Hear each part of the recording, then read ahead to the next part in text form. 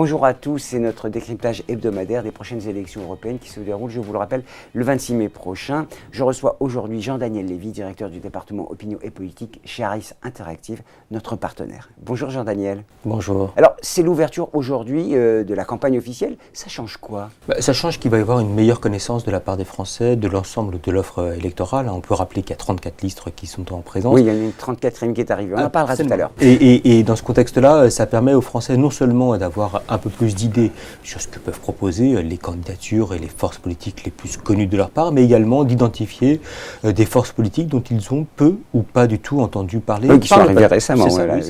Un mot sur cette 34e liste, Union, voilà, Union des démocrates musulmans de France. Oui, voilà. c'est ça, il y avait eu un débat et en fait elle a été validée au final par le Conseil d'État, 34e liste qui a priori ne devrait pas faire un score très important. Oui, j'imagine. Mais d'ailleurs, on verra tout à l'heure que beaucoup de listes ne font pas des scores et des listes qui pourraient bénéficier d'un soutien massif. On n'en dit pas plus. L'actualité, alors malgré l'atomisation des listes, 34 on vient de le rappeler, tout conduit encore et toujours à une opposition entre la liste de Madame Loiseau et celle de Jordan Bardella pour le Rassemblement national.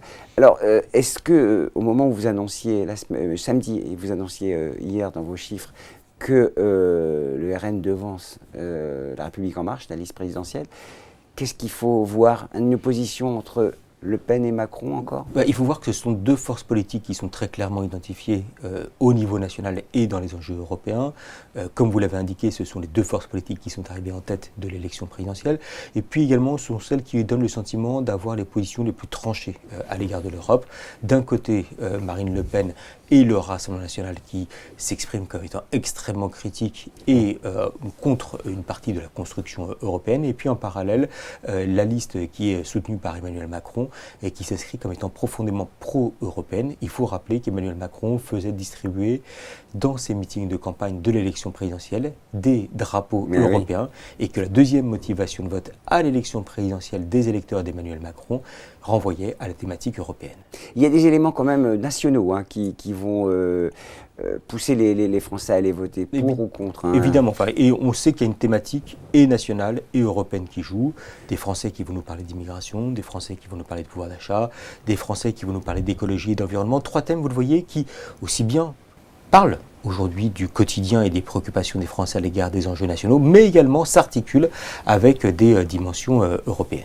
Alors le fait que la liste RN soit passée devant celle de la liste présidentielle, vous analysez ça comment? Il y a une tendance lourde? C'est une tendance, en tout cas, qu'on voit dans un premier temps. C'est-à-dire, dans un premier temps, il y avait la liste soutenue par Emmanuel Macron qui était en première position. Au cours de la semaine passée, quasiment une égalité entre les deux listes. Et puis, depuis la fin de semaine, le Rassemblement national qui arrive très légèrement devant la liste qui est soutenue par Emmanuel Macron.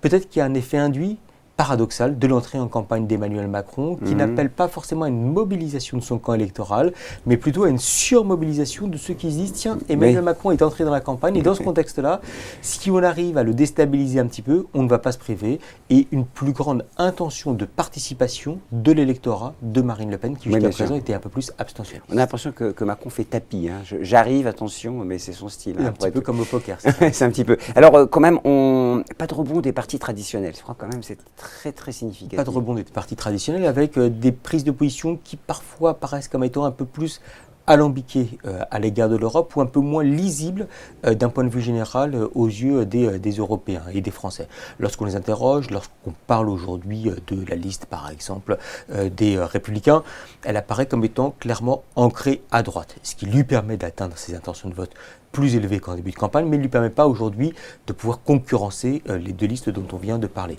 Les listes qui se situent le plus à gauche parlent plus de la gauche, de la reconstruction de la gauche que du projet européen en tant que tel.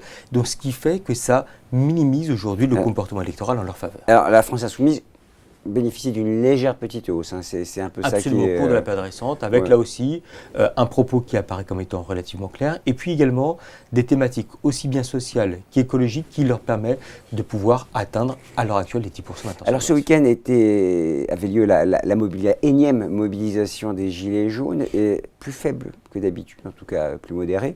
Et dans le sondage, on remarque que la liste Gilets jaunes fait plutôt un flop.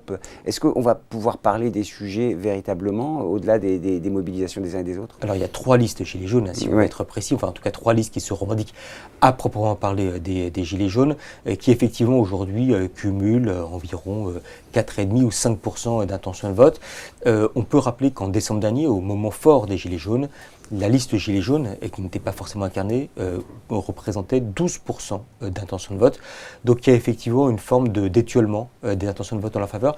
C'est le Rassemblement national qui a profité pleinement du mouvement des Gilets jaunes en termes d'intention de vote, et puis en parallèle également des listes comme celle de Florian Philippot qui étaient plus basses par le passé, et là aujourd'hui qui tangente avec les 3% d'intention de vote. On rappelle que les européennes, c'est une élection un peu atypique, hein. C'est quasiment un défouloir avec une abstention importante. C'est les deux caractéristiques, hein. Alors, quand même. Je retiendrai plutôt la notion en fait, d'abstention importante, 42% de participation lors du dernier scrutin.